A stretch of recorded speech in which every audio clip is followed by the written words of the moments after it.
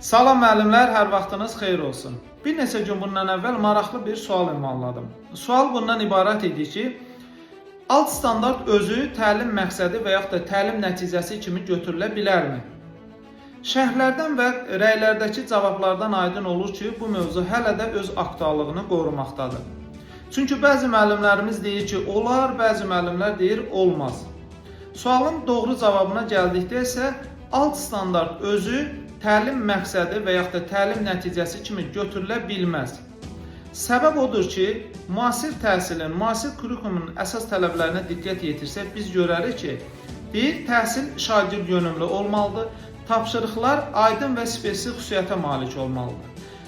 Məzmun xəttinə, məzmun standartlarına nəzər yetirsək, məzmun xəttini açıqlayan əsas standartdır, əsas standartı açıqlayan isə alt standartdır. Alt standart əsas standartı açıqlamasına baxmayaraq, alt standart özü də ümumi anlayışları əhatə edir. Yəni, konkret məqsədə xidmət etmir. Ola bilər ki, bəzi ixtisas fənlərində, təkmilləşmiş kurikulumlarda bəzi alt standartlar sonu dinamik feillərlə bitdiyinə görə müəllimlər bundan istifadə edir, amma əslində bu yanlış bir addımdır.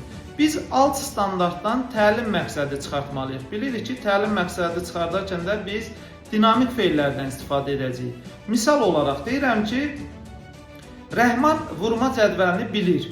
Bax, mən hardan bilə bilərəm ki, Rəhman vurma cədvəlini bilir? Mən onun beyninin içinə girməmişəm ki.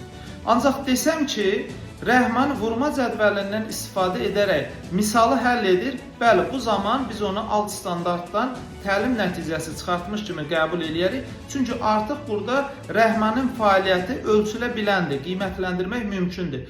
Bilir desəm, onun bilib-bilmədiyini müəyyənləşdirə bilmərik. Ona görə deyirik ki, təlim məqsədi, təlim nəticəsi konkret bir məqsədə aydın olmalıdır, spesifik olmalıdır, bir məqsədə xidmət eləməlidir. Başqa bir nümunəyə baxaq, deyir ki, şagird oxuduğu mətnin əsas ideyasını müəyyən edir. Sual verirəm, hansı mətni? Bax, görürsünüz, ümumi bir anlayışdır. Ancaq desəm ki, şagird Qaçaq Kərəm nağlının əsas ideyasını müəyyən edir. Bax, görürsünüz, buradan aydın olur ki, bizim bugünkü dərsimizin mövzusu Qaçaq Kərəm olmuşdur.